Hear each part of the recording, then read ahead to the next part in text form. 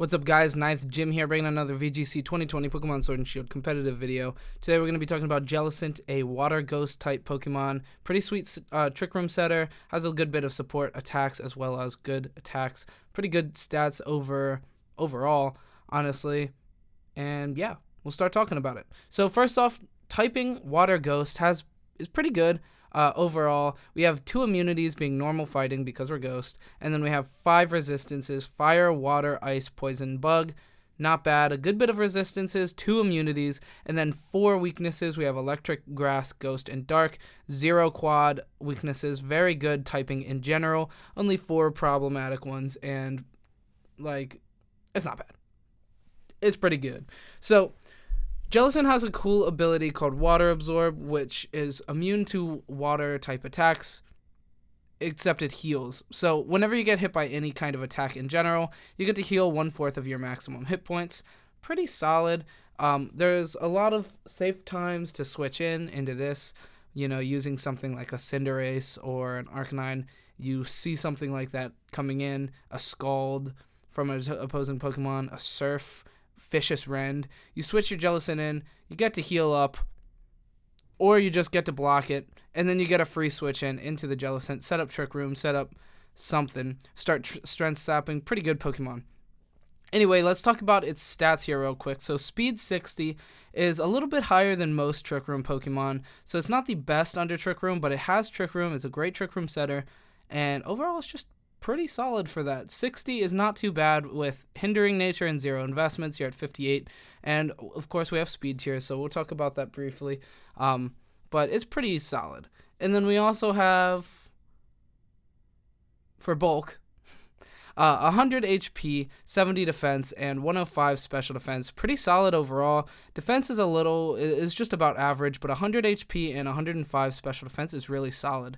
And we usually just give it weakness berries, being like the Colbur, the Kasib, and then we can live most attacks, Dragapult, Mimikyu, Tyranitar, Scrafty. All those Pokemon can threaten us. However, most of our damage calcs are in our favor, and we'll talk about those here in a bit. I have some damage calcs as well, and a couple of things I'd like to talk about in that section. But for now, we'll talk about special attack at 85. Pretty solid. Not amazing, but it's pretty solid.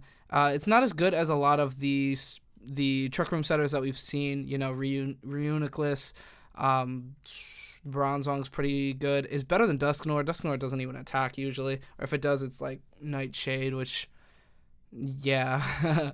So yeah, and then we have 60 attack, which doesn't matter for our build, but you could potentially run like some physical attacks, I guess. I wouldn't advise it though. I would not advise it at all. Anyway, let's go ahead into the first build here, and the only build. So we are running Water Absorb, of course. That's what we were talking about, being able to cover our water weaknesses, especially good for something like Cinderace, as you see in the synergetic Pokemon down below.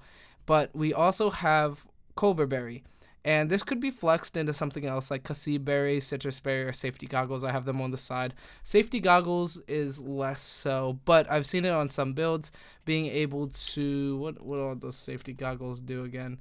It shields you from sleep, and that's why we use it. It also shields you from, I think it's just weather.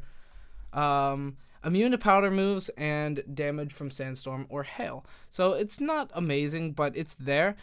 I like it for sleep. It's cool. I would not use it, but it's there. A lot of people have been using it, or not a lot of people, but it has been used as one of the more used Pokemon, or one of the more used items on Pikalytics, and it's pretty good.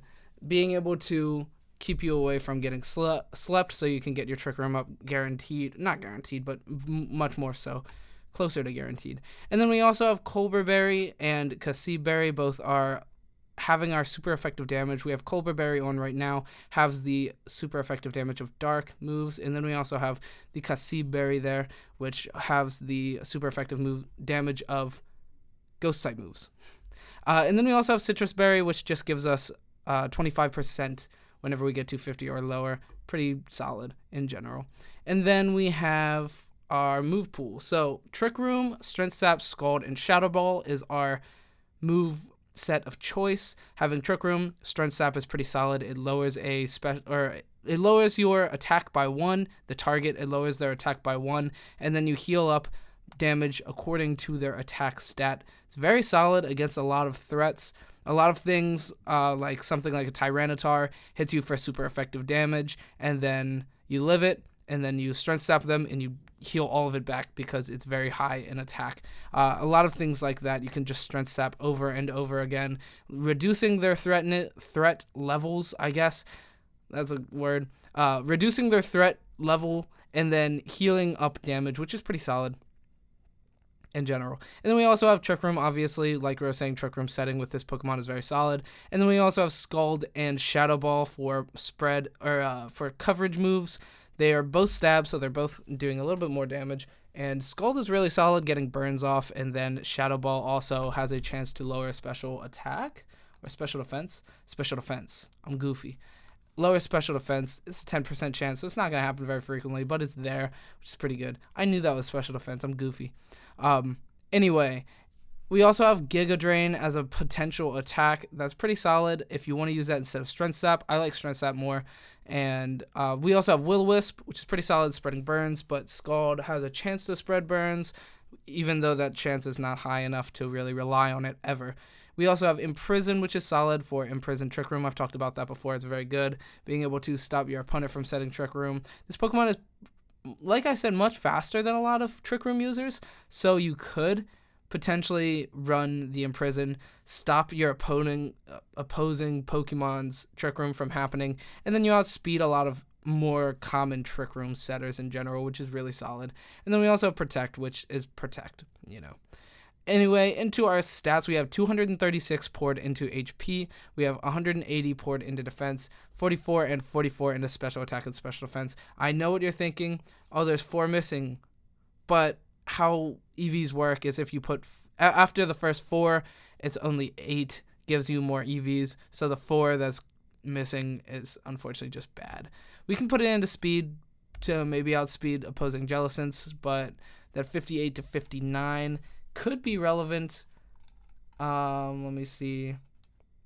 Not really, actually. So you could pour that 1 leftover into speed to outspeed opposing Jellicents. That could be a good plan, actually.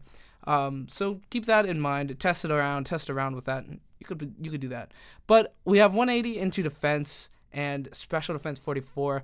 This is important for a couple of reasons. We get to live a couple of things. We get to live a Dragapult attack, Phantom Force, or Shadow Ball. We get to live Mimikyu, Shadow Claw. Usually live the Max Phantasm from a Mimikyu. You'll die to a Max Phantasm from the Dragapult, however, which is relevant. So yeah, I mean, that pretty much just, oh, and then we also have Sassy Natures plus special defense minus speed. We want to be hindering so that since we're Trick Room Pokemon, we want to be as slow as possible for that. All right, so that's about it for Jellicent here. We're going to talk about some speed tiers real quick. So like I said, we're a little bit faster. So we're actually at the top of the speed tier chart. So at 58, we're on the same level as Oranguru and Clefable, which will be played most likely, which will most likely be played hindering so that they're as low speed as possible, both being played on Trick Room teams commonly. Not very commonly, but if they're played, they'll commonly be played out as Trick Room Pokemon. Clefable and Oranguru, they're both not very, very played right now, so you don't have to worry about it as well.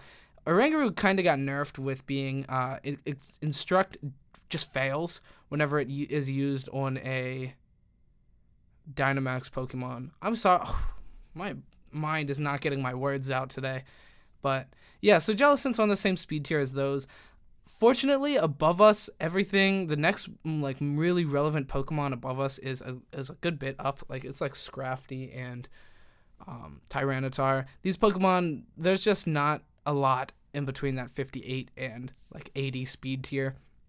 So you don't have to worry about too many things outspeeding you that you don't know are going to outspeed you. Pretty much everything is going to outspeed you that you can guess. The next thing under us here is Toxapex and Mudsdale. Those are both uninvested. So Mudsdale, if it's being used in like the own tempo where you don't really invest into its speed very much, and you don't invest into you're not like hindering because it's not Trick Room, then you hit 55. And it may actually outspeed sometimes Jellicent being able to pour like a couple in, but if they pour like 12 in, they would have to pour 20 to even speed tie you. And I think that's pretty unlikely. What did I do in the Mudsdale video yesterday? I don't remember, but I don't think it was a lot. Oh well. Oh well. Anyway. Then we also have Toxapex, uninvested in 55. Nobody's going to invest into speed for Toxapex, so you can outspeed Toxapex most of the time. And then we also have 53 Bronzong uninvested. This shouldn't even be there. I was thinking that was hindering, but that's way lower. So, yeah, ignore that. And then 50 at Snorlax uninvested. A lot of Snorlax uninvested are actually running not min speed. They'll be up a little bit more. However, they're not going to be up enough speed to outspeed 58 most likely. They would need, what's that, like 30. They would need a lot more speed to outspeed us, and I don't think they're willing to pour that much investment into speed to outspeed a Jellicent. I just don't think that's rational. That's I don't think that's very rational. But yeah, so you're most likely outspeeding Snorlaxes. Conkeldurr hindering 45 if they're using non-hindering nature. Let me actually check that real quick. But I'm at the whole way at the bottom of that. So they're at 65 uninvested, so they're outspeeding us. So if it's not designed for Trick Room, then they are going to be outspeeding us with Conkeldurr, so keep that in mind. And then we also have 45 Gigalith uninvested. Nobody's going to be investing into speed with Gigalith, so you outspeed that. And then we also have Rhyperior down here at 40, hindering nature at 40. We're going to be outspeeding them until Trick Room is set, and then they're outspeeding us. So, yeah. Most people probably know Rhyperior by now. It's a pretty relevant threat in the meta. Anyway, on to some damage calcs here. We have a couple. They get smaller. And yeah, so our first one is 252 plus attack Mimikyu, max Phantasm. So this is going to be Adamant or Brave Nature attack Mimikyu. 252 max invested. Max Phantasm, so this is going to be the Shadow Claw max attack instead of the Shadow Sneak, which is only like 90 BP, I think. Into our 236 HP, 180 defense, Jellicent, we're taking 90 to 108% damage, 43% chance to OHKO. Pretty decent attack, or pretty decent chance to OHKO. I would never risk that, in my opinion. Never try to risk that. However, Mimikyus usually don't max. They will sometimes, and if they max, then you're like, oh, it could be scary. So keep that in mind. Although if it's fast and it goes to our Jolly nature, it won't ever outspeed us, I believe. I can double check there.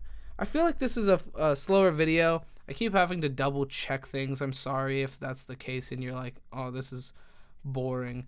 However, 252 attack Mimikyu max Phantasm without Adamant nature actually never kills us, guaranteed. It's 82.9 to 99.5%, so we're living that every single time. So if it is fast Mimikyu, we beat it 100% of the time. Or we don't die 100% of the time. We set up Trick Room, and then we get to attack. However, unfortunately, at 44 special attack, Jellicent Shadow Ball does not do much damage. Or it does like a good chunk of damage, but it doesn't kill through after Disguise is broken. So Disguise takes it down, an eighth of its life, so about 12%. And we only can do 64 to 74.8%. So we're never going to kill Mimikyu after breaking Disguise, which is unfortunate, but it is what it is. You get to Strength Sap it, and then you live more and more and more, and you're looking pretty solid. And then we also have 252 attack Dragapult Phantom Force into us, only does 76 to 90%, so we're living that 100% of the time. However, if they max Phantom Force kills us 100% of the time. I know that because I tried that calc earlier. That is killing us, so be careful of that. And then we also have 252 special attack Choice Specs, Dragapult Shadow Ball into our Jellicent 44 plus special defense, 70 to 82%. Not that bad. We live that 100% of the time as well. However, the max Phantasm from that, I believe, kills as well. Let me double check that. The Shadow Ball max. Actually, we live max Phantasm from that every time with Choice Specs. So 252 special attack Dragapult Max Phantasm. Choice Specs doesn't affect it. That's why it goes up to 76 to 90% of damage. So they're actually doing the about as much as the Phantom Force. So we're living that 100% of the time, which is pretty solid as well. So if you run into the special attacking Dragapult, you don't have to worry about it OHKOing. It's still going to do a lot of damage, but it's not going to OHKO us ever, so that's pretty sweet. And then for our last one, we have 252 plus special attack rotom-wash. This is usually used with a choice scarf. It's going to outspeed us the first time, and it does 59 to 71%, so it's going to two-shot us, and unfortunately the strength sap just won't do much on the rotom, so it's going to kill us, and we're not going to be able to do a lot back to it. Alright, that's about it for this video. It's a little bit shorter, I guess. It's like 15 minutes, not really much shorter. So if you're still here, thank you so much for watching. Leave a like and subscribe. It means a lot to me. And yeah, that's pretty much it. So thank you so much for watching. I hope you're watching the Dallas stream today. I am going to be tuning in. I already have a tab open. Are they talking right now? Is that what they're doing? Or yeah, they're talking right now. They're not playing yet. Actually, the players just sat down. So definitely go on to the official Pokemon YouTube channel today.